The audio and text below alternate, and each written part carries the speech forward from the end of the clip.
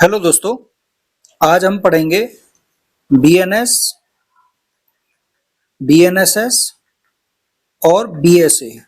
इनसे related 2024 supreme court के judgements. इससे पहले हमने कॉन्स्टिट्यूशन के 2024 के सुप्रीम कोर्ट के जो जजमेंट है उनसे रिलेटेड जो है हमने पढ़ा था, और उसके लिए हमने आप जो है हमारी यूट्यूब चैनल पे प्लेलिस्ट में जाके देख सकते हैं। उसके बाद में अब जो नेक्स्ट वीडियो या हम केस लॉ पे जो बनाएंगे वो 2025 के केस लॉ होंगे, और ये आपके प्री एग्जाम और मेंस एग्जाम दोनों के लिए इंपॉर्टेंट है, तो आप इनको पढ़ के जरूर जाना। तो आज स्टार्ट करते हैं 2024 के केस। इसमें पहला है बीएनएस का यानी IPC, Vishal Tiwari versus Union of India 2024।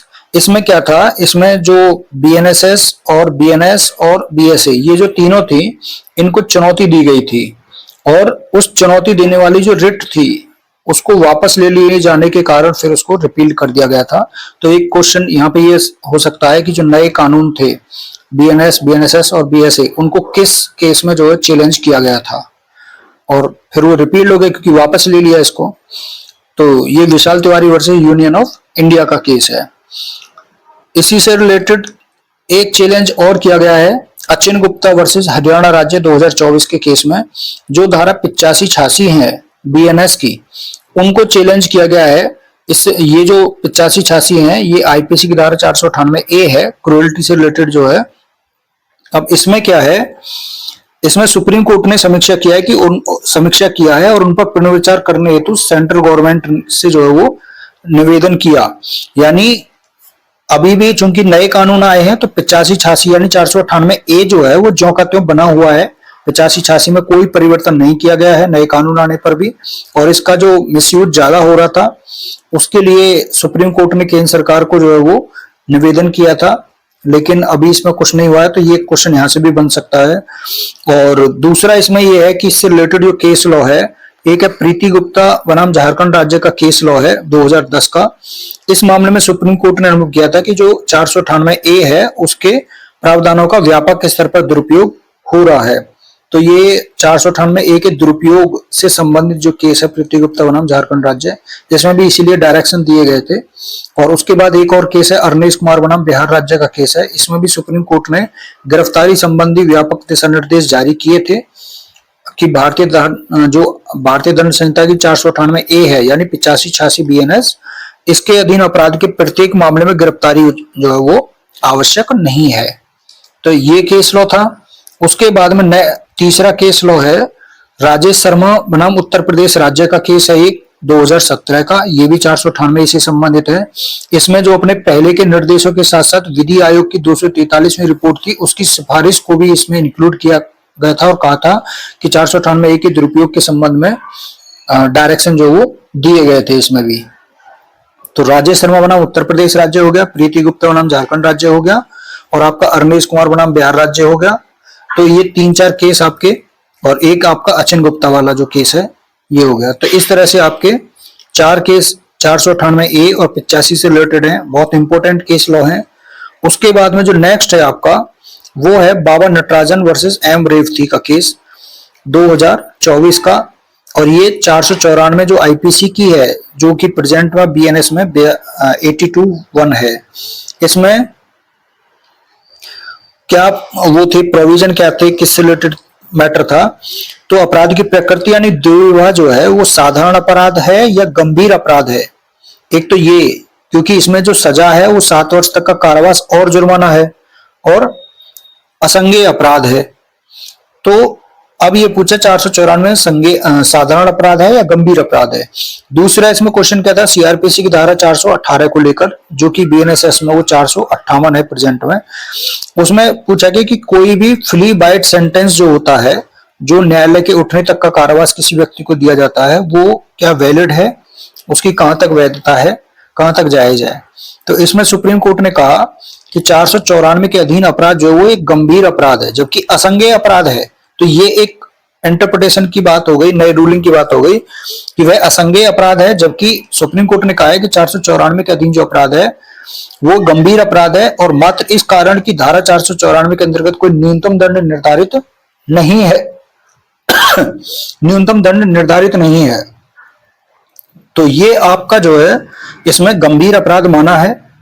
और हमारी राय में एक ऐसे अपराध जो गंभीर प्रकृति का है और जो समाज को प्रभावित कर सकता है, उसमें दोषियों को एक फ्ली बाइट सेंटेंस दंड देकर छोड़ देना उचित नहीं होगा, क्योंकि गंभीर प्रकृति का अपराध है और उसमें दंड क्या दिया, फ्ली बाइट सेंटेंस, यानी न्यायालय के उठने तक का जो कारावास दिया था। तो इस तरह से जो है इसमें ये नई चीज निकल के आई थी सुप्रीम कोर्ट के द्वारा। उसके बाद में जो इसमें नेक्स्ट केस है उसको देखते हैं। सुरेंद्र सिंह बनाम राज्य का केस है, एनसीटी ऑफ दिल्ली का। इसमें ये प्रोविजन है धारा 300 का एक्सेप्शन फर्स्ट जो है अपवाद एक गंभीर और अचानक प्रकोपन से रिलेटेड, और धारा 96 जो आईपीसी है राइट टू प्राइवेट डिफेंस है, जो कि प्रेजेंट में आपका धारा 301 का अपवाद 1 हो गया और धारा 96 आपकी धारा 34 बीएनएस। इससे रिलेटेड केस क्या है, जजमेंट क्या है सुप्रीम कोर्ट का। इसमें सुप्रीम कोर्ट ने कहा कि केएम नानावटी वाला जो केस था उसमें स्थापित विधि के विचार में जो सिद्धांत है उसमें यदि गंभीर और अचानक प्रकोपन जो है वो साक्ष्यों के द्वारा स्थापित नहीं है, यानी आपने गंभीर और अचानक प्रकोपन को स्थापित नहीं किया है, साबित नहीं किया है, तब अपीलार्थी जो है उसको वो धारा 300 के फर्स्ट एक्सेप्शन का लाभ प्राप्त नहीं कर सकता। यानी पहले प्रोसिक्यूशन को गंभीर और अचानक प्रकोपन जो होता है, सडन प्रोवोकेशन जो होता है, ग्रीवियस एंड सडन प्रोवोकेशन, उसको पहले आपको स्थापित करना होता है। और दूसरा ये कहा कि जहां पे साक्ष्यों से ये साबित होता है, स्थापित है कि अभियुक्त ही आक्रमण करता था और मृतक क्या था, निहत्था था, तो वहां मात्र यह कथन कि मृतक अभियुक्त की हत्या करने के आशय से घटनास्थल पर आया था, ये कोई व्यक्तिगत प्रतिरक्षा का लाभ प्राप्त करने के लिए पर्याप्त नहीं है। यानी मृतक आया था, जो मृतक था इसमें वो निहत्था से इसके पास में आया अभियुक्त के, और अभियुक्त ने इसने जो स्टेटमेंट दिया अभियुक्त ने कि वो आया था निहत्था अभियुक्त को मारने के लिए, और इसलिए इसने राइट टू प्राइवेट डिफेंस में उसको मार दिया मृतक को। तो ये जो कि निहत्था था, तो ये निहत्थे व्यक्ति के विरुद्ध जो राइट टू प्राइवेट डिफेंस और वो भी मृत्यु तक के लिए वो इसमें पर्याप्त नहीं है राइट टू प्राइवेट डिफेंस का लाभ लेने के लिए। तो ये आपका एक इंपॉर्टेंट केस बन जाता है यहां से। उसके बाद में नेक्स्ट है मणिकंदन बनाम राज्य पुलिस निरीक्षक के द्वारा, ये 2024 का केस, ये 302 से संबंधित है जो कि धारा 34 से संबंधित है, और प्रेजेंट में 103 जो कि धारा 3 का स्पष्टीकरण 5 है। इसमें क्या निर्णय दिया गया था, इसमें कहा था कि जहां पर अभियोजन साक्षियों को मुख्य परीक्षा से एक दिन पहले ही अन्वेषण अधिकारी ने पुलिस स्टेशन बुलाया और उन्हें सिखाया कि कल किस तरीके से साक्ष्य देना है। यानी इसमें पुलिस अधिकारी जो है वो साक्षियों को पढ़ा लिखा रहा है, सिखा रहा है कि आपको किस तरीके से जो है कल गवाही देनी है, साक्ष्य देना है। और इस तरह से यह तात्विक अभियोजन साक्षियों को पुलिस के द्वारा सिखाने पढ़ाने यानी ट्यूटर करने का एक प्रबल यानी गंभीर कृत्य है, ब्लेटेंट एक्ट है, और इनके साक्ष्य को बहिष्कृत कर दिया जाना चाहिए था, क्योंकि ये भिन्न संभावना है कि साक्षी एक दिन पहले ही पुलिस के द्वारा सिखाए पढ़ाए गए थे। यह पुलिस मिशनरी के द्वारा शक्ति का पूर्णतः दुरुपयोग है। यह आचरण तब और अधिक गंभीर हो जाता है जब अन्य प्रत्यक्षदर्शी साक्षियों को रोक दिया गया हो, यानी जो मेन साक्ष्य अन्य साक्षियों को गवाही देने के लिए सिखाया पढ़ा गया है और जो मेन साक्षी थे उनको रोक दिया गया हो। तो आश्चर्यजनक है कि ट्रायल कोर्ट और अपीलेट कोर्ट ने भी इस पहलू की उपेक्षा की है, इसलिए इसमें जो अभियुक्त दोषित किया गया था उसकी दोषसिद्धि को निरस्त कर दिया गया। और यहाँ पर तमिलनाडु राज्य के पुलिस महानिदेशक डीजीपी को डायरेक्शन दिया कि अभियोजन साक्षी को साक्ष्य देने के लिए सिखाने पढ़ाने के मामले में जो पुलिस ऑफिशियल्स हैं, पुलिस अधिकारी हैं, उनके विरुद्ध जांच कराई जानी चाहिए और दोषी के विरुद्ध विधि के अनुसार समुचित कार्रवाई की जानी चाहिए। तो यहाँ पर एक महत्वपूर्ण जजमेंट ये बन जाता है कि जो गवाह जो हैं उनको सिखा पढ़ाकर जो पुलिस अधिकारी लाते हैं, तो इसमें जो पूरे स्टेट के जो है उनको डीजीपी को जो है डायरेक्शन दिए गए। तो इम्पोर्टेंट केस लॉ है। उसके बाद में जो नेक्स्ट है अब वो है सीआरपीसी से रिलेटेड यानी बीएनएसएस से रिलेटेड। इसमें क्या है, पहला केस है अशोक बनाम उत्तर प्रदेश राज्य 2024 का केस। ये बीएनएसएस की धारा 351(5) जो कि सीआरपीसी की धारा 313(5) है, उससे रिलेटेड है। इसमें जो प्रोविजन है वो ये कहता है कि अभियुक्त को अधिवक्ता उपलब्ध कराने की न्यायालय की बाध्यता और लोक अभियोजक के कर्तव्य क्या होंगे। यानी ये केस इंपॉर्टेंट केस इसलिए है क्योंकि ये आपका अभियुक्त को अधिवक्ता उपलब्ध कराने के लिए कोर्ट के ड्यूटी बताई गई थी, कोर्ट की बाध्यता बताई गई थी, और एक पब्लिक प्रोसिक्यूटर के जो कर्तव्य हैं, ड्यूटीज हैं, वो भी इसमें केस में बताए गए थे। और दूसरा इसमें प्रोविजन है 340 और 341 बीएनएसएस का, जो कि सीआरपीसी की धारा 303 और 304 हैं, जो कि अभियुक्त को निःशुल्क विधिक सहायता उपलब्ध कराए जाने की अनिवार्यता से संबंधित है। और इसमें भी एक जो फैक्ट है वो ये है प्रोविजन कि आर्टिकल 21 और 39A जो कि अभियुक्त को निःशुल्क विधिक सहायता प्राप्त करने का मूल अधिकार है, इससे रिलेटेड प्रोविजन जो है इन पर केस ये आया सुप्रीम कोर्ट का जजमेंट। यहाँ पे क्या था निर्णय, जहां की अवर न्यायालयों ने यानी अधीनस्थ कोर्ट ने, सबऑर्डिनेट कोर्ट्स ने जो प्रत्यक्षदर्शी बाल साक्षी के साक्ष्यों का मूल्यांकन करने, अभियुक्त की विधिक रूप से परीक्षा करने और उसे विधिक सहायता जो कि उसका अधिकार भी है उसको प्रदान करने में डिफॉल्ट किया है। और पब्लिक प्रोसिक्यूटर ने भी अपने दायित्वों का निर्वहन नहीं किया है। वहां अपीलार्थी अभियुक्त को आरोपित अपराध में दोषित और दंडित नहीं किया जा सकता। तो यहाँ पे अब उनकी ड्यूटी और उनको जो है बताया गया कि लोक अभियोजक की भूमिका और विधिक सहायता अधिवक्ताओं की नियुक्ति के संबंध में अधीनस्थ न्यायालयों के कर्तव्य के संबंध में इसमें दिशा निर्देश जारी किए गए। उसके बाद में इससे रिलेटेड केस हुसैनारा खातून बनाम बिहार राज्य का केस है, जिसमें अनुच्छेद 39A के कहा गया कि जिसमें अनुच्छेद 39A के द्वारा प्रदत्त निःशुल्क विधिक सेवा जो है वो किसी अपराध के अभियुक्त व्यक्ति के लिए युक्तियुक्त, न्यायपूर्ण और उचित प्रक्रिया का एक अनिवार्य तत्व है। और ये अवश्य ही अभिनिश्चित किया जाना चाहिए कि अनुच्छेद 21 की प्रत्याभूति यानी गारंटी में विवक्षित है ये अधिकार।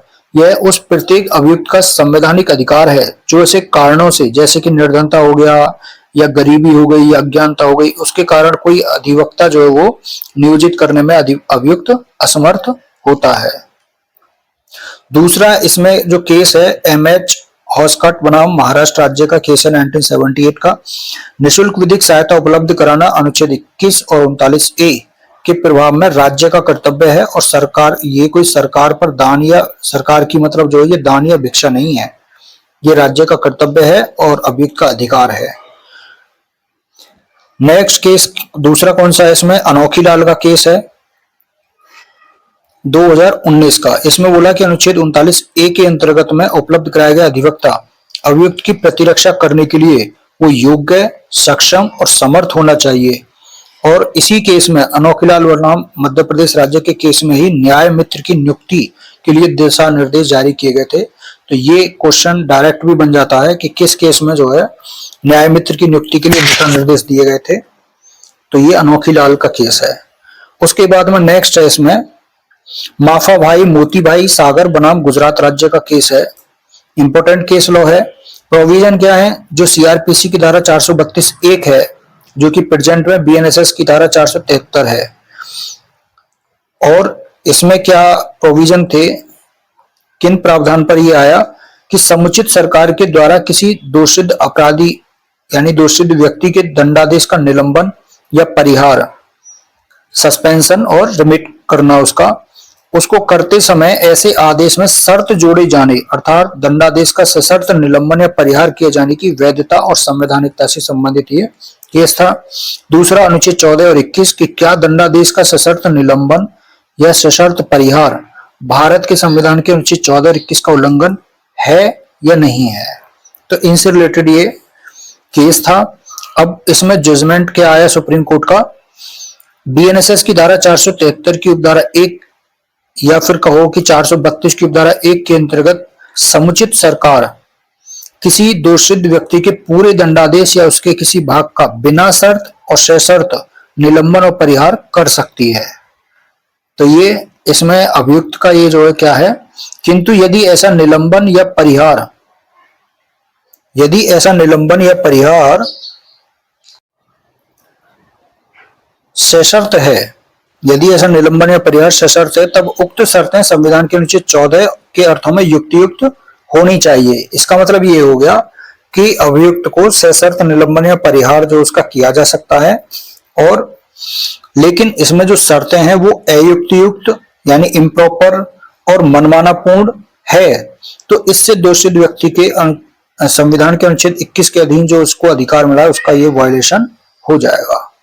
तो ये एक महत्वपूर्ण केस बन गया है दंडादेश के सशर्त निलंबन और परिहार पर, कि उसमें जो शर्तें हैं वो युक्तियुक्त होनी चाहिए, और अगर शर्तें युक्तियुक्त नहीं है, मनमानीपूर्ण है, तो वह आर्टिकल 21 के अधीन अभियुक्त के अधिकार का उल्लंघन हो जाएगा। उसके बाद में नेक्स्ट है धनराज अश्विनी बनाम अमर एस मूलचंदानी। ये 2024 का केस जो कि 438 से संबंधित है, एंटीसिपेटरी बिल से, जो बीएनएसएस की धारा 482 है। इसमें क्या था, निर्धारण के लिए कोर्ट के समक्ष एक क्वेश्चन आया कि क्या कोई अभियुक्त जब वो किसी अन्य मामले में अपनी संलिप्तता के संबंध में पहले से ही जुडिशियल कस्टडी में है, तब वह सीआरपीसी की धारा 438 के अंतर्गत एंटीसिपेटरी बेल के लिए उसका कोई आवेदन पोषणीय होगा, मेंटेनेबल होगा। तो एंटीसिपेटरी बेल के संबंध में ये प्रोविजन था कि वो अन्य मामले में अपनी संलिप्तता के संबंध में पहले से जुडिशियल कस्टडी में है, और वो फिर किसी दूसरे मामले में एंटीसिपेटरी बेल के लिए वो आवेदन कर सकता है।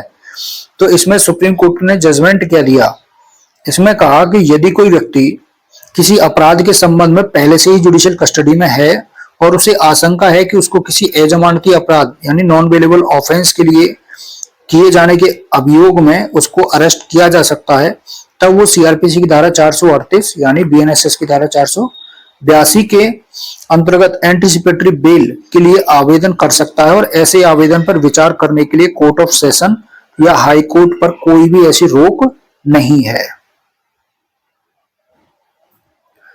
यानी एक साथ दो मामले चल रहे हैं उस पर, एक में वो जुडिशियल कस्टडी में और दूसरे मामले के लिए वो एंटीसिपेटरी बेल जो वहां पे ले सकता है। उसके बाद में इससे रिलेटेड 438 से रिलेटेड एक केस है दूसरा, सुदीप चटर्जी बनाम बिहार राज्य। ये भी 2024 का ही केस है, 438 से रिलेटेड, और ये 482 बीएनएसएस से रिलेटेड, और इधर 498A जो क्रुएल्टी से रिलेटेड है, और इधर बीएनएस की धारा 85 और 86। इसमें क्या कहा गया, हाईकोर्ट के आक्षेपित निर्णय कि पक्षों की इच्छा पर विचार करते हुए दोनों पक्षों को अधीनस्थ न्यायालय ने सबऑर्डिनेट कोर्ट के समक्ष इस प्रभाव का शपथ पत्र प्रस्तुत करने के लिए निर्देशित किया जाता है कि पक्षकार एक साथ रहने के लिए सहमत हो गए हैं, और जो रिट पिटिशनर था वो शपथ पत्र में विनिर्दिष्ट कथन करेगा कि परिवादी के सभी शारीरिक और वित्तीय जरूरतें पूरी करने का वचन देता है, ताकि वह याची के पारिवारिक सदस्यों के किसी हस्तक्षेप के बिना एक गरिमापूर्ण जीवन व्यतीत कर सके, जहां याची ने पत्नी से विवाह विच्छेद की याचिका प्रस्तुत कर रखी है। यानी ये क्या है, मामला है कि जो मामला था उसमें 498 के अधीन क्रूएल्टी का वो है, और उसने डाइवोर्स का केस वहां पे पत्नी के खिलाफ जो डाइवोर्स का केस जो फाइल कर रखा है ना, और क्रूएल्टी का केस वहां पे लगा रखा है, तो वहां पे वो एंटीसिपेटरी बेल की मांग कर रहा है। तो इसमें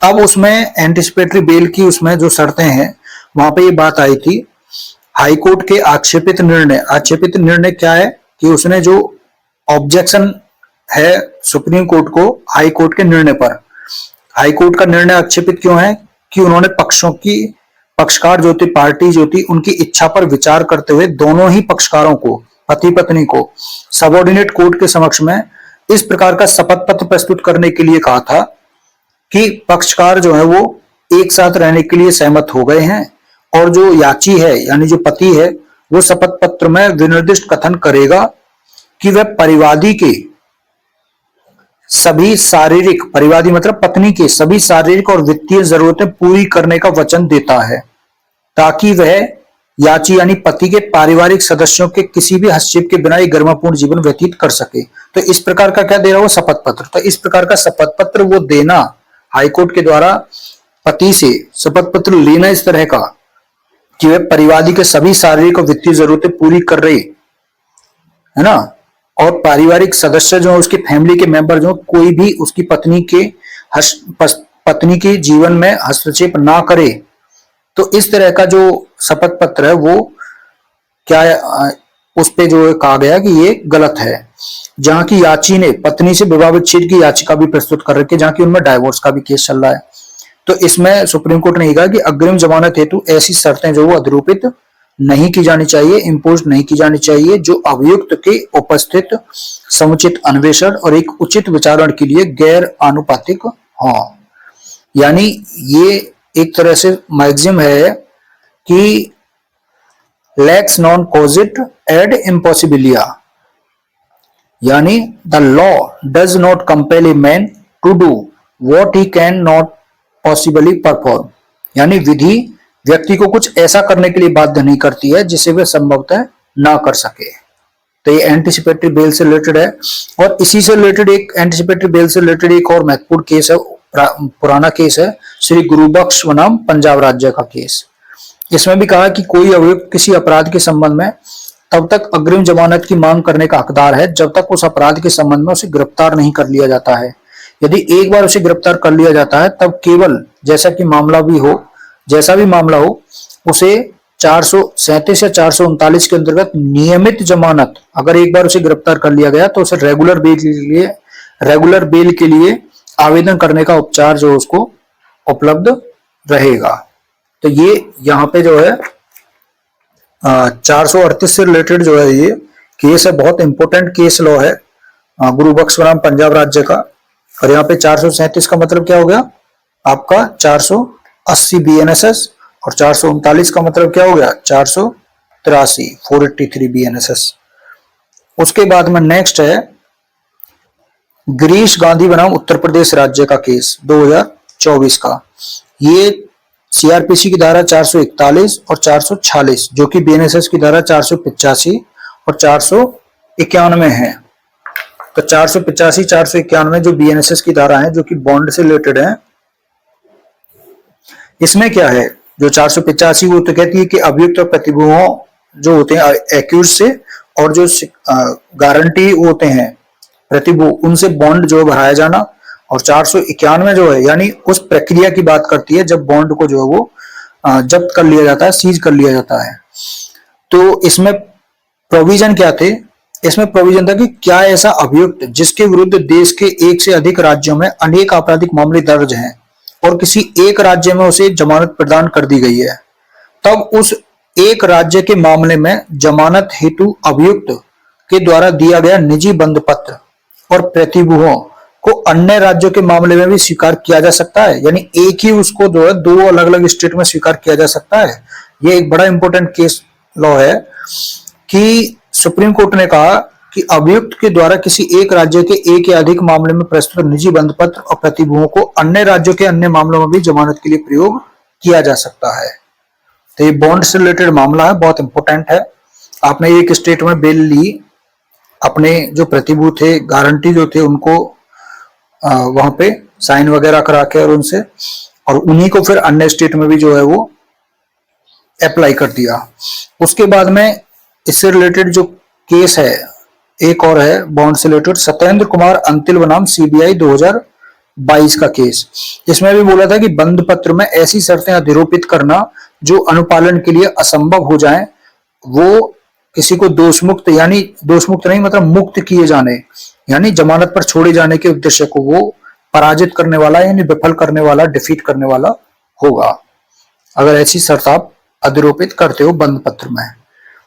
तो ये इंपॉर्टेंट केस है। उसके बाद में एक और केस है बंध पत्र से मोतीराम बनाम मध्य प्रदेश राज्य का। इसमें भी कहा कि जहां पे अनेक परिस्थितियां हो सकती हैं जब बंध पत्र और स्थानीय प्रतिभू जो है वो संभव ना हो, तब ऐसी शर्त अधिरोपित करने पर विचार नहीं किया जाना चाहिए जहां वो संभव ना हो सके, पूरी ना हो सके। नेक्स्ट केस है इसमें मोहम्मद अब्दुल समद बनाम तेलंगाना राज्य। ये सीआरपीसी की धारा 125 से 127 यानी मेंटेनेंस रिलेटेड है जो कि बीएनएसएस में धारा 144 146 है। इसमें क्या क्वेश्चन आया कोर्ट के समक्ष कि ऐसी मुस्लिम महिला का धारा 125 के अंतर्गत भरण पोषण प्राप्त करने का अधिकार जिसे उसके पति ने 3 तलाक के माध्यम से तलाक दे दिया है और पति ने केवल इद्दत काल तक ही मेंटेनेंस दिया है। तो इसमें सुप्रीम कोर्ट ने कहा कि धारा 125 का जो प्रावधान है यानी प्रेजेंट में 144 वो क्या है, पंथ निरपेक्ष है। तो इसमें एक तो इस केस में भी ये बोल दिया, एक तलाकशुदा मुस्लिम महिला यदि अधिनियम 1986 जो है मुस्लिम महिलाओं का भरण पोषण अधिनियम जो है 1986 वाला, उसके अंतर्गत उपचार का विकल्प नहीं चुनती है तब वो सीआरपीसी की धारा 125 के अधीन भरण पोषण के लिए आवेदन कर सकती है। और इसी से रिलेटेड 125 से रिलेटेड जो और केस थे, पहला इसमें था मोहम्मद अहमद खान बनाम साबानो बेगम का 1985 का, जिसमें मुस्लिम महिला को तलाक के बाद भी धारा 125 के अंतर्गत भरण पोषण का अधिकार है और धर्म या व्यक्तिगत कानून इसे रोक नहीं सकते।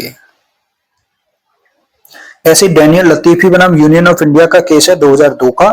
इसमें बोला कि इद्दत काल का तात्पर्य जो है, जब तक तलाकशुदा महिला को भरण पोषण की व्यवस्था नहीं हो जाती है, नहीं रह जाती है तब तक इद्दत काल समझा जाएगा। यदि तलाकशुदा मुस्लिम महिला का भरण पोषण उसके उत्तराधिकारी, माता पिता, रिश्तेदार या वक्फ करने में असफल रहते हैं तो भरण पोषण का अंतिम उत्तरदायित्व किसके ऊपर रहेगा, पति के ऊपर।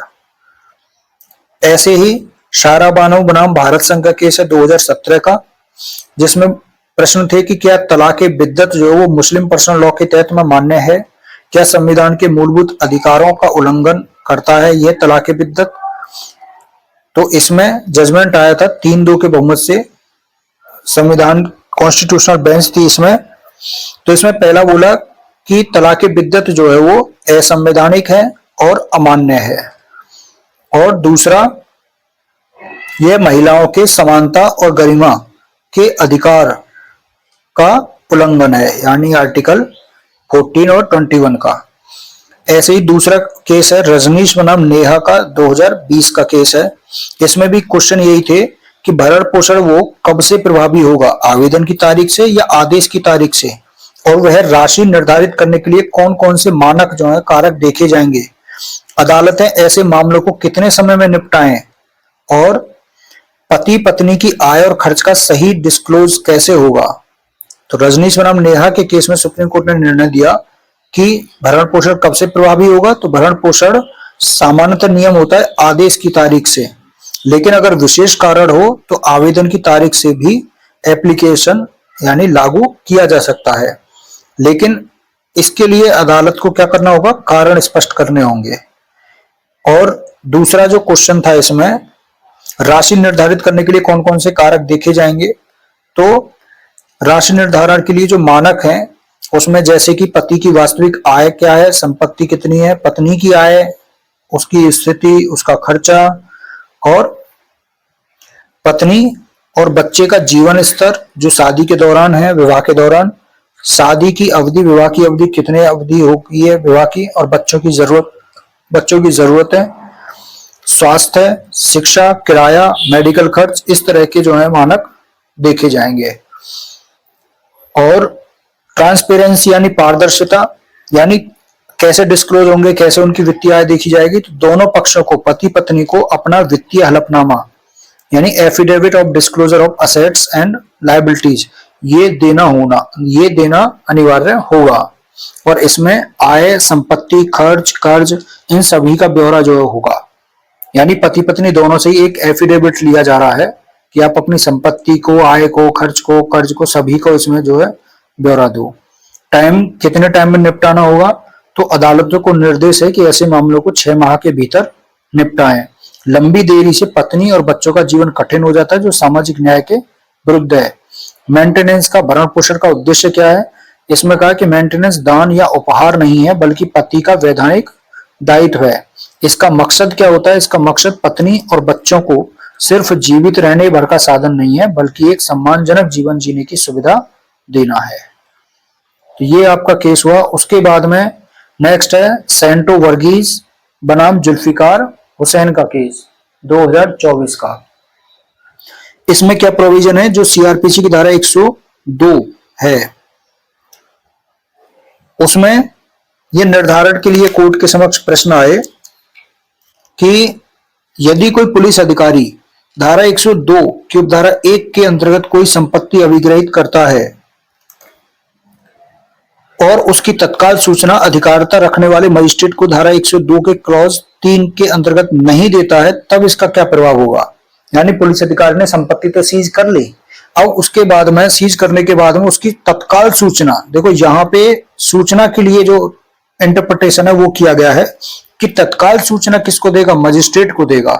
102(3) आप जो है बीएनएसएस में पढ़ेंगे, 4 सेक्शन आगे 106 में, 106 जो बीएनएसएस का है उसमें है 102 सीआरपीसी का, तो तत्काल सूचना देगा। अब तत्काल सूचना में कितना टाइम वो रोक के रखेगा, कितने टाइम बाद सूचना देगा संपत्ति सीज करने के बाद में, एक तो ये प्रोविजन हो गया। तो इसी में ही जो तत्काल वाली बात थी कि 102(1) में प्रयुक्त शब्द जो तत्काल है उसका इंटरप्रिटेशन जो वो क्या है। तीसरा, बीएनएसएस की इससे रिलेटेड ये जो सेक्शन है 106 ही है, उसका जो है सीआरपीसी की धारा 102 से कंपैरेटिवली स्टडी और धारा 106 की जो है वो एनफोर्सिबिलिटी यानी प्रवर्तनीयता। तो इसमें कोर्ट ने जजमेंट दिया कि जो 102 है यानी बीएनएसएस में 102 के उपधारा 3 में प्रयुक्त शब्दावली तत्काल, उसका तात्पर्य है उसी क्षण नहीं है कि भाई तुरंत ही, मतलब जो जैसे सीज की तुरंत जाओ, उसका तात्पर्य उसी क्षण नहीं है, अपितु युक्तियुक्त समय यानी यथाशीघ्र समय, युक्तियुक्त समय के भीतर उसे समझा जाना चाहिए। 102 क्लॉज 3 में प्रयुक्त शब्द तुरंत या तत्काल के परीक्षण के लिए दिशा निर्देश इसमें जारी कर दिए गए।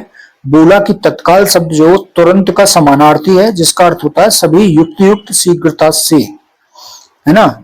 यानी जब कोई विधि या संविधि किसी कार्य को तत्काल या तुरंत या शीघ्र इस तरह से किए जाने की अपेक्षा करती है, तब संभवतः इसे उसे करने के लिए युक्तियुक्त समूह की अनुमति के रूप में समझा जाना चाहिए। तो मेन जो मतलब तत्काल का मतलब एक युक्तियुक्त समय निकल के आता है। एक डिक्शनरी है ब्लैक्स लॉ, इसका जो 10वां संस्करण है उसमें तत्काल को विशेषण के रूप में बताया गया है कि इसका मतलब तुरंत या बिना विलंब के रूप में इसमें इंटरप्रेट किया गया है। तो इस तरह से हम देखते हैं कि 102 के उपधारा 3 में प्रयुक्त शब्द तत्काल का अर्थ क्या है, जितना जल्दी हो सके या युक्तियुक्त गति से और प्रत्याशा से और बिना किसी अनावश्यक विलंब के, इससे है। इसका मतलब ये हुआ कि जब विधि का कोई आदेश नहीं है कि किसी कार्य को किसी नियत अवधि के भीतर किया जाना चाहिए, तब इसका अर्थ ये होगा कि कार्य को एक युक्तियुक्त समय के भीतर किया जाना चाहिए। युक्तियुक्त समय का कोई सटीक फॉर्मूला नहीं है, ये प्रत्येक मामले की तथ्य और परिस्थिति में अलग अलग हो सकता है। उसके बाद नेक्स्ट केस है आपका अरविंद केजरीवाल बनाम ईडी का, एनफोर्समेंट डायरेक्टरेट ऑफ एनफोर्समेंट। इसमें क्या प्रोविजन थे, इसमें 403 आपका बीएनएसएस सीआरपीसी का और 439 जो कि बीएनएस का 480 और 483 है, यानी 437 और 439 यानी अंतरिम जमानत की प्रकृति के बारे में इसमें बात की गई थी और अंतरिम जमानत प्रदान किए जाने की शर्तों के बारे में इसमें जजमेंट आया। कोर्ट ने कहा कि अंतरिम जमानत को सीआरपीसी में परिभाषित नहीं किया गया है, यह जमानत प्रदान करने की एक न्यायिक प्रक्रिया है। जब किसी अभियुक्त या दोषित व्यक्ति को नियमित जमानत रेगुलर बेल प्रदान नहीं की जा सकती है या फिर अन्यथा वह इसके लिए हकदार नहीं होता रेगुलर बेल के लिए, या फिर उसके दंडादेश को जो सेंटेंस उसे मिला है उसको सस्पेंड किया गया है, या उसकी रेगुलर बेल का जो एप्लीकेशन है वो पेंडिंग में है और उस पर फाइनल जजमेंट जो बाकी है होना, तब न्यायालय मामले के तथ्यों और बाध्यकारी परिस्थितियों में इंटरिम बेल यानी सीमित अवधि के लिए इंटरिम बेल प्रदान किए जाने पर विचार कर सकती है, न्यायालय कर सकता है और उसे इंटरिम बेल प्रदान भी कर सकता है। जब विशेषतः भारत के संविधान के अनुच्छेद 21 के विचार में न्यायालय के द्वारा रेगुलर बेल प्रदान नहीं करने की शक्ति के अंतर्गत में अंतरिम बेल प्रदान करने की शक्ति भी, नियमित बेल प्रदान करने की शक्ति के अंतर्गत में अंतरिम बेल प्रदान करने की शक्ति भी शामिल है। तो ये इसमें महत्वपूर्ण जजमेंट हो गया। उसके बाद में नेक्स्ट है आपका श्रीकांत उपाध्याय बनाम बिहार राज्य का केस। इसमें प्रोविजन धारा 82 और 438 सीआरपीसी, जो कि बीएनएसएस का 82, बीएनएसएस का धारा 84 और 482 ये है। इसमें क्या था, इसमें प्रोविजन था कि क्या किसी फरार घोषित व्यक्ति को एंटिसिपेटरी बेल प्रदान की जा सकती है। फरार घोषित अपीलार्थी अभियुक्त की एंटिसिपेटरी बेल के लिए रिट हाईकोर्ट के द्वारा निरस्त कर दिए जाने की वैधता। और दूसरा इसमें था कि क्या फरार घोषित अभियुक्त की ओर से अधिवक्ता के माध्यम से एंटिसिपेटरी बेल के लिए एप्लीकेशन दिया जाना, क्या उसे अभियुक्त की परिकल्पित उपस्थिति यानी प्रिज्यूम्ड अटेंडेंस माना जाएगा।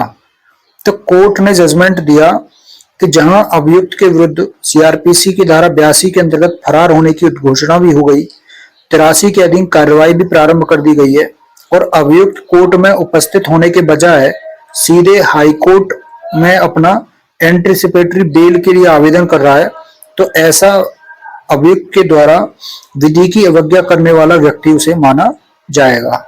दूसरा, अधिवक्ता के माध्यम से एंटिसिपेटरी बेल के लिए आवेदन प्रस्तुत किया जाना ऐसे व्यक्ति के द्वारा जिसके विरुद्ध ऐसी कार्रवाइयां यानी 82-83 के अधीन जो कार्रवाई चल रही है वो किसी न्यायालय के समक्ष उपस्थिति के रूप में ना तो माना जाएगा और ना ही माना जा सकता है।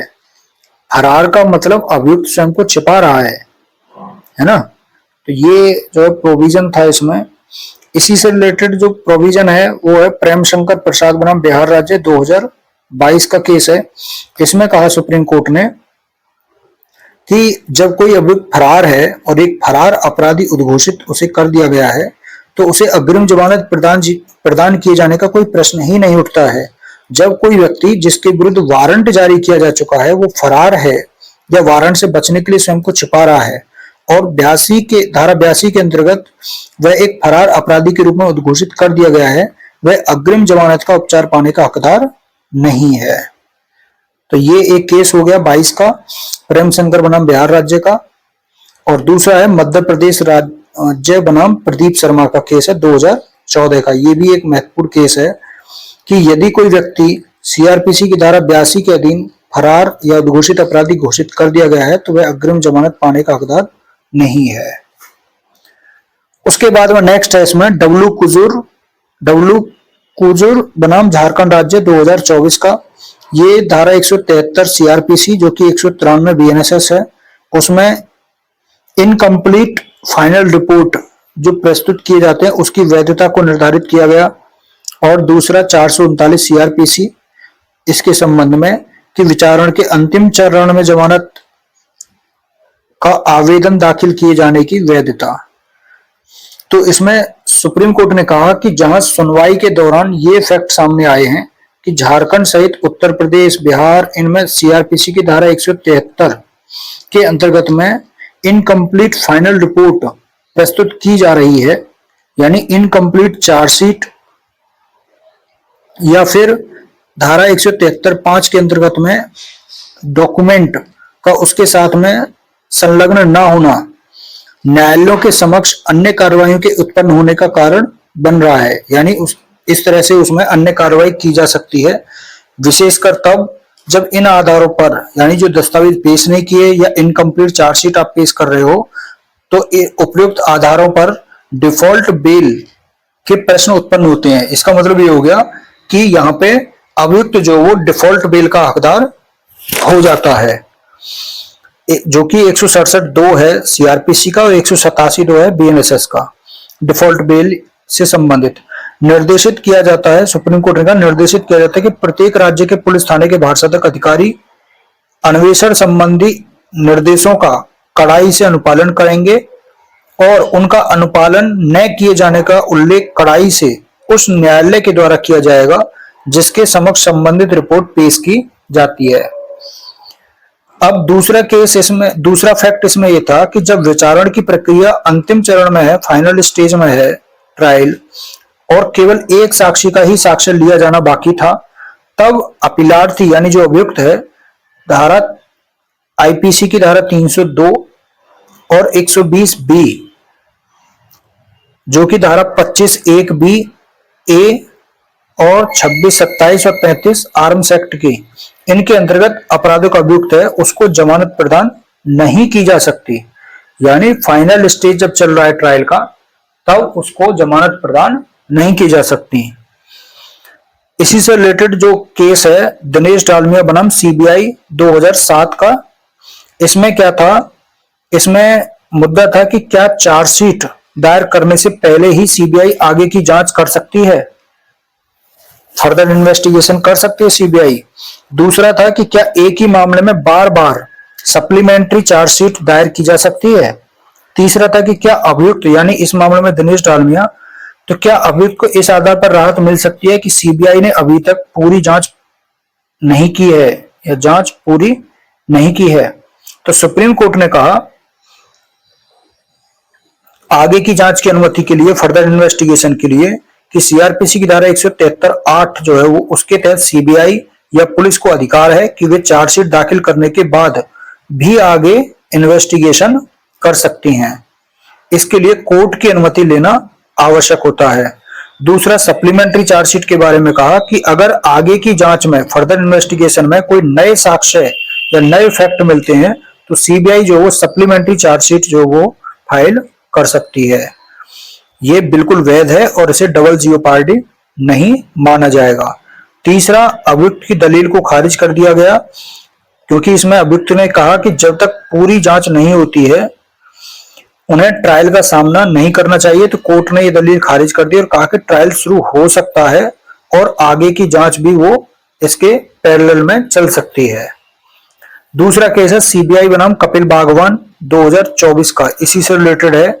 इस केस में क्या जजमेंट आया, इस केस में सुप्रीम कोर्ट ने कहा कि कुछ अभियुक्तों के विरुद्ध पुनः अन्वेषण का लंबित होना और चार्जशीट के साथ कुछ दस्तावेजों का साथ में संलग्न न किया जाना ना तो चार्जशीट को दूषित करता है, यानी अभियुक्त के विरुद्ध आप फर्दर इन्वेस्टिगेशन जो है, री इन्वेस्टिगेशन जो है वो पेंडिंग में है, या फिर चार्जशीट के साथ में जो डॉक्यूमेंट है वो आपने साथ में लगाए रही, तो भी इससे चार्जशीट जो है वो दूषित नहीं होगी और ना ही यह अभियुक्त को धारा 167(2) के अंतर्गत डिफॉल्ट बेल का हकदार बनाता है, ना ही उसको डिफॉल्ट बेल मिलेगी।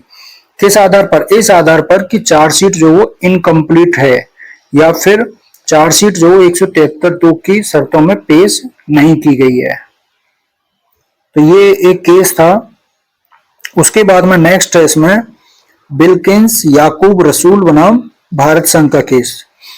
इसमें प्रोविजन क्या थे कि क्या पीड़ित को सीआरपीसी की धारा 432 यानी बीएनएसएस की धारा 473 के अंतर्गत पारित आदेश के विरुद्ध अनुच्छेद 32 के अंतर्गत में रिट फाइल कर सकती है? नहीं।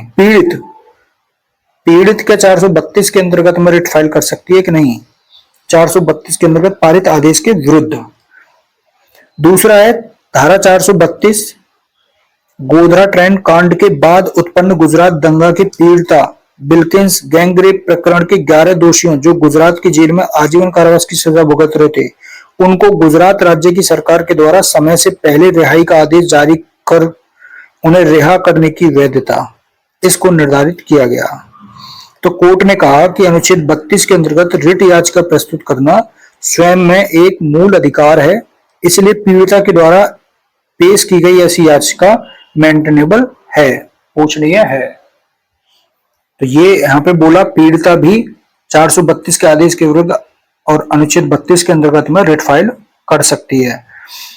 दूसरा, यह प्रश्न समुचित सरकार की परिभाषा पर केंद्रित है।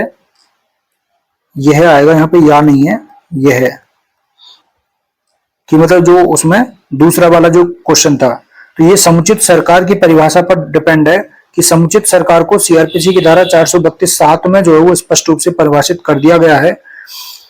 इस मामले में क्या था कि इस मामले में अपराध की घटना गुजरात राज्य में घटी और अभियुक्त और स्वयं याची दोनों भी गुजरात राज्य के निवासी हैं, किंतु मामले को विचारण के लिए महाराष्ट्र राज्य में ट्रांसफर किया गया था और अभियुक्त को मुंबई के विशेष न्यायाधीश ने दंडादेश भी दिया था उसके विरुद्ध।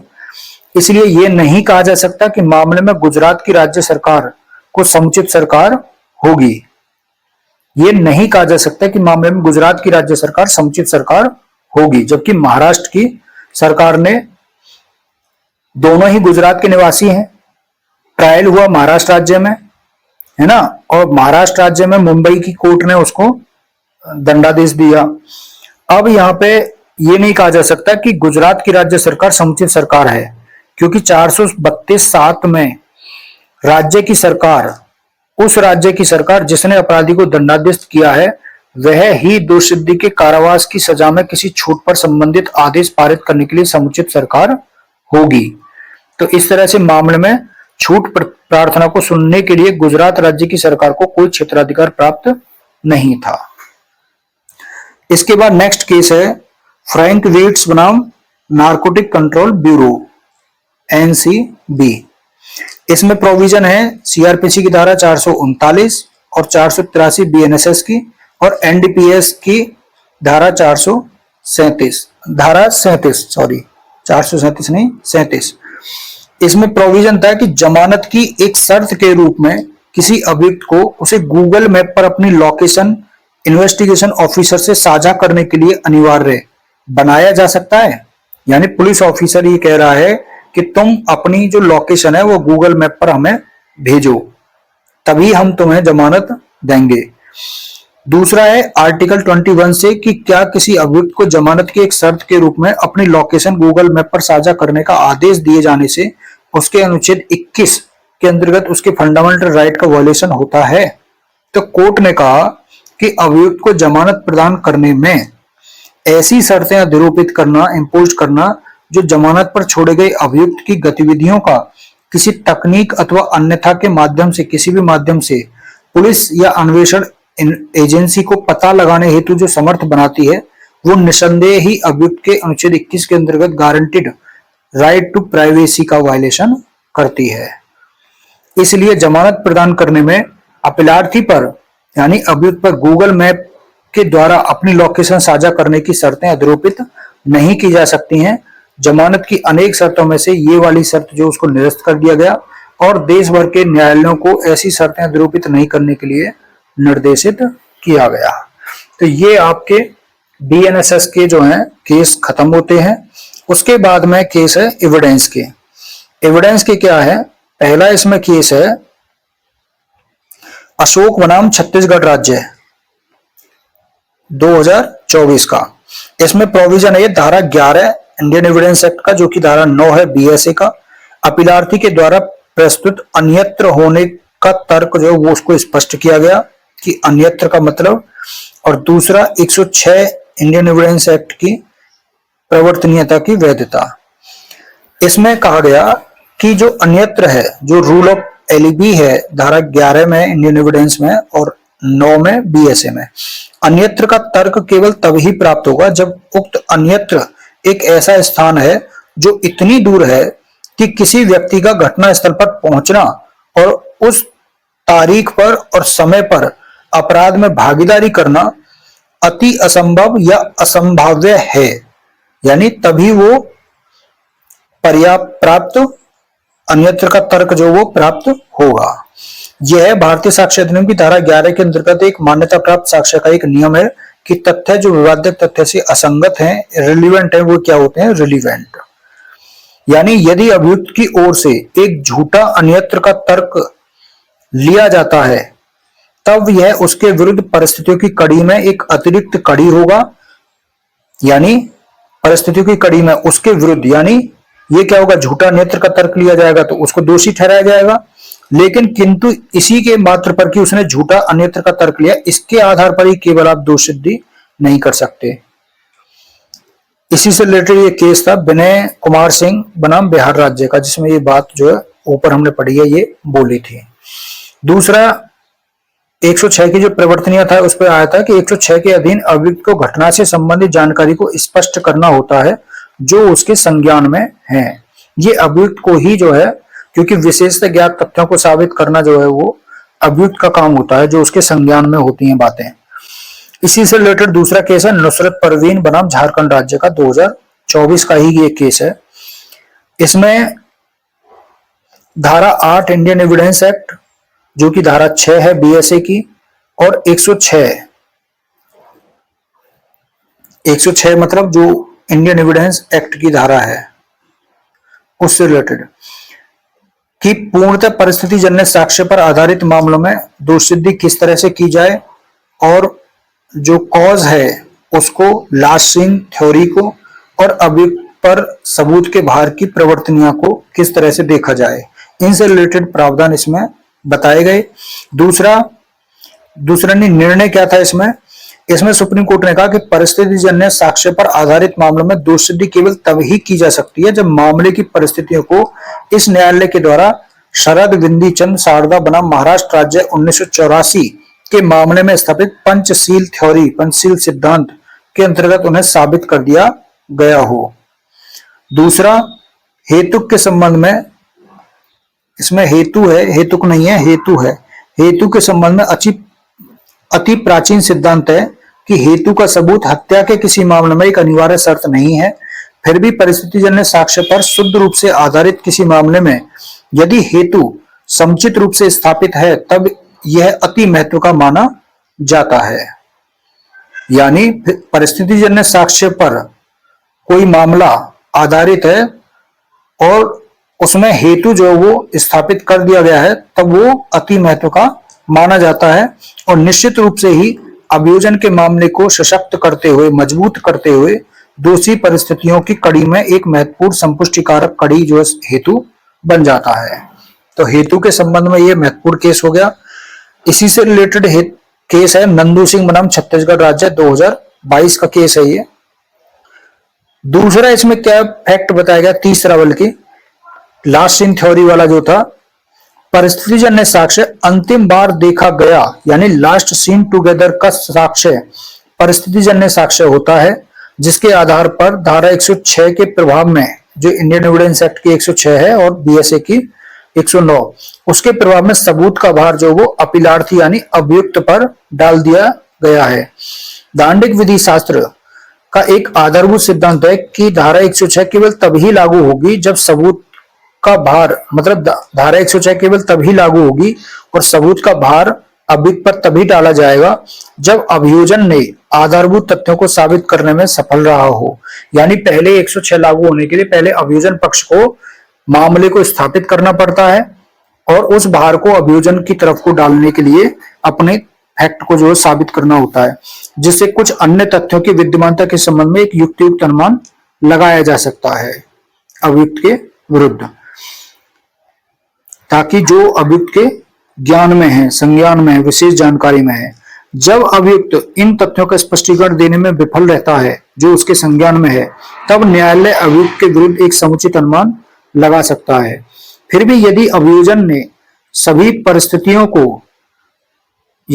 ने सर्वप्रथम परिस्थिति की पूर्ण कड़ी को स्थापित करने में वो असफल रहता है अभियोजन, तब धारा 106 के अंतर्गत भार से उन्मोचन में अभियुक्त की विफलता वो इररिलेवेंट हो जाती है। तब आप उस पर ये नहीं कह सकते, जब आपने ही जो है, प्रोसिक्यूशन ने ही जो है परिस्थितियों की पूर्ण कड़ी को स्थापित नहीं किया है, तब आप 106 में उससे ये नहीं कह सकते अभियुक्त से कि आप जो है सबूत का भार जो आप पर है और आप इसको जो है आपके ज्ञान में, आपके संज्ञान में जो भी चीजें हैं उन्हें कोर्ट को बताइए। इससे रिलेटेड एक और केस है मनहरन राजवाड़े बनाम छत्तीसगढ़ राज्य 2024 का। इसमें सुप्रीम कोर्ट ने निर्णय दिया कि धारा 106 का आह्वान किए जाने के लिए सर्वप्रथम अभियोजन को ही यह साबित करना होगा कि घटना के प्रासंगिक समय पर अभियुक्त घटनास्थल पर मौजूद था। अभियोजन अपना भार साबित किए बिना ही धारा 106 के अंतर्गत सबूत के भार को अपीलार्थी पर यानी अभियुक्त पर नहीं डाल सकता है। और जो शरद वृद्धि चंद्र शारदा बनाम महाराष्ट्र राज्य का केस है, उसमें जो पंचशील सिद्धांत थे वो क्या बताए गए थे। पहला ये था कि परिस्थितियां साक्ष्य से संबंधित है ये कि परिस्थितियां जिनसे अभियुक्त की दोषता का निष्कर्ष लिया जाना है उन्हें पूर्णतः स्थापित किया गया हो। दूसरा, इस प्रकार स्थापित तथ्यों को केवल अभियुक्त की दोषता से परिकल्पित होना चाहिए, अर्थात उन्हें किसी अन्य परिकल्पना पर स्पष्टीकृत नहीं होना चाहिए, यानी सिवाय इस बात के कि अभियुक्त दोषी है। तीसरा, परिस्थितियों को निर्णायक प्रकृति और प्रवृत्ति का होना चाहिए। चौथा, उन अन्य सभी संभावित परिकल्पनाओं को अपवर्जित करते हुए होना चाहिए सिवाय उसके जिसे साबित किया जाना है। और पांचवा, साक्ष्यों की एक ऐसी कड़ी पूर्ण होनी चाहिए कि अभियुक्त की निर्दोषता से संगत निष्कर्ष के लिए कोई युक्तियुक्त आधार न छोड़ती हो, और उसे अवश्य ही दर्शित करना चाहिए कि सभी मानवीय संभावनाओं में कार्य जो केवल और केवल अभियुक्त के द्वारा ही किया हुआ होना चाहिए। तो ये 5 परिस्थितियां, पंचशील सिद्धांत हैं इस केस में जो निर्धारित किए गए। उसके बाद दूसरा है बीएसए का, रघुवीर शरण बनाम जिला सहकारी ग्रामीण विकास बैंक 2024 का, जो कि धारा 132 इंडियन एविडेंस एक्ट जो कि 137 है बीएसए की, कि क्या धारा 132 के परंतु का संरक्षण सीआरपीसी की धारा 319 जो कि 358 बीएनएसएस की है उसके अंतर्गत जारी समन में प्रदान किया जा सकता है। दूसरा है कि क्या 132 का परंतुक और संविधान के अनुच्छेद 20(3) के अंतर्गत में मूल अधिकार में अंतर संबंध क्या है और अंतर। तो इसमें सुप्रीम कोर्ट ने कहा कि किसी अभियुक्त के विरुद्ध सीआरपीसी की धारा 319 के अंतर्गत जारी समन मामले में इससे पहले किसी परिवाद कार्रवाई में उस व्यक्ति के द्वारा दिए गए किसी कथन के आधार पर 132 के परंतु का संरक्षण प्रदान नहीं किया जा सकता है, भले ही उक्त कथन जो है उस व्यक्ति को अपराध में फंसाता हो। यानी 132 के अधीन अभियुक्त को संरक्षण प्रदान नहीं किया जाएगा 319 के अधीन जारी समन में। दूसरा ये है इसमें मैक्सिम बताई थी कि 132 के परंतु का जो प्रावधान है वो लैटिन मैक्सिम है, एक नेमो टेनिटोर प्रोडेयर सीपसम, यानी no one is bound to criminate himself and to place himself in peril. तो ये इसकी मैक्सिम है, जो धारा 132 का परंतुक है वो इस मैक्सिम पर आधारित है। जो 132 है ना कि उससे साक्षी से ऐसे प्रश्न पूछे जा सकते हैं अभियुक्त से और उन्हें बताने से वो विवश किया जा सकता है, और साक्षी उत्तर देने से इसलिए जो है क्षम्य नहीं होगा कि अपराधों से मतलब प्रश्न का उत्तर उसे अपराध में फंसाएगा या अपराध के प्रश्न का उत्तर की प्रवृत्ति उसे अपराध में फंसाने की होगी। इस तरह का जो प्रोविजन है धारा 132 के अंतर्गत में प्रदत्त विशेषित विशेषाधिकार किसी ऐसे व्यक्ति को पूर्ण उन्मुक्ति प्रदान नहीं करता है जिसने एक साक्षी के रूप में कथन किया है और वह स्वयं को फंसाते हुए कथन करता है। 132 के परंतुक के अधीन सुरक्षा का दायरा अन्य स्वतंत्र साक्ष्यों को बाधित नहीं करता है, यानी यदि अन्य ठोस साक्ष्य हैं जो अभियोग को समर्थ बनाते हैं तो उन्हें आधार बनाकर साक्षी को अभियुक्त बनाया जा सकता है। यानी जब साक्षी कोर्ट में आता है उससे ऐसे प्रश्न करते हैं और लेकिन उसके विरुद्ध कुछ ऐसे अन्य साक्ष्य हैं जो उसको अभियुक्त के रूप में फंसाते हैं, तो फिर उन साक्ष्यों को आधार बनाकर साक्षी को अभियुक्त बनाया जा सकता है। उसके बाद में नेक्स्ट क्वेश्चन है रंतु यादव बनाम छत्तीसगढ़ राज्य। इसमें क्या प्रोविजन है? इसमें न्यायिकेतर संस्कृति जो है, एक्स्ट्रा जुडिशियल कन्फेशन जो होता है और लास्ट सीन टुगेदर के सिद्धांत जो उसके साक्ष्यिक महत्व के बारे में और इनके आधार पर दोष सिद्धि की वैधता के बारे में जजमेंट आया। कोर्ट ने कहा कि जो एक्स्ट्रा जुडिशियल कन्फेशन है ये लास्ट सीन टुगेदर थ्योरी है, इससे ये जो साक्ष्य होता है ये एक कमजोर प्रकृति का साक्ष्य होता है, इसलिए इन साक्ष्यों की अन्य स्वतंत्र साक्ष्यों से संपुष्टि किए बिना, कोरोबोरेट किए बिना मात्र इनके आधार पर दोष सिद्धि नहीं की जा सकती। तो 2024 का एक्स्ट्रा जुडिशियल कन्फेशन पर एक बहुत मोस्ट इंपोर्टेंट केस जो है। इससे रिलेटेड केस कौन सा है? निखिल चंद मोंडल बनाम पश्चिम बंगाल राज्य। इसमें बोला कि विधि का ये स्थापित सिद्धांत है कि एक्स्ट्रा जुडिशियल कन्फेशन साक्ष्य का एक कमजोर अंश होता है। जहां कोई एक्स्ट्रा जुडिशियल कन्फेशन संदिग्ध परिस्थितियों से घिरी हुई है, इसकी विश्वसनीयता संदेहपूर्ण हो जाती है और वह अपना महत्व खो देती है। ये सतर्कता का नियम है कि न्यायालय सामान्यतः ऐसे किसी एक्स्ट्रा जुडिशियल कन्फेशन पर कोई भरोसा करने से पहले किसी स्वतंत्र विश्वसनीय संपुष्टि का अवलोकन करें, यानी विचार करें। उसके बाद नेक्स्ट केस आता है नईम बनाम उत्तर प्रदेश राज्य 2024 का, जो कि डायन डिक्लेरेशन से रिलेटेड है। बीएसए की धारा 26 मृत्युकालिक कथन के आधार पर दोष सिद्धि की वैधता। मृत्युकालिक कथन मात्र दुष्सिद्धि का आधार हो सकता है यदि वह सत्य है, स्वैच्छिक है, विश्वसनीय है और भरोसेमंद है। तो ये आपके जो हैं मोस्ट इंपोर्टेंट केस थे जिनमें रूलिंग से रिलेटेड, केस लॉ से रिलेटेड था।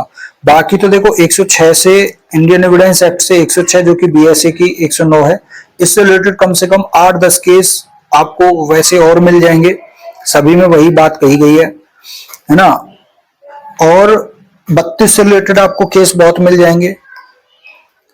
तो 302, 34 आईपीसी, इनसे रिलेटेड आपको केस बहुत मिल जाएंगे, है ना। 366 आईपीसी, 363, 364 आईपीसी, इन सबसे रिलेटेड आपको केस जो है मिल जाएंगे बहुत सारे। लेकिन उनमें कोई रूलिंग नहीं है। अगर आपको अलग से, जैसे मेंस में अगर आपको कहीं लिखना है तो उसके लिए आप जरूर देख सकते हैं। बाकी हर मेंस के क्वेश्चन में आप इतने केस आप नहीं लिख सकते हैं, वहां इतना टाइम नहीं होता है। तो आप जो है, जो इंपॉर्टेंट केस लॉ हैं, जो कि प्री के लिए इंपॉर्टेंट भी हैं, ये वाले केस, इनको पढ़ लेना। इतने केस बहुत होते हैं। एक साल में अगर आपको 20-25 केस आपको मिल रहे हैं तो ये बहुत बड़ी बात है। इससे ज्यादा केस बहुत ज्यादा हो जाते हैं। तो आज के लिए इतना ही। अब 2025 के केस लॉ जो है उन पे बात करेंगे। तो थैंक यू सो मच।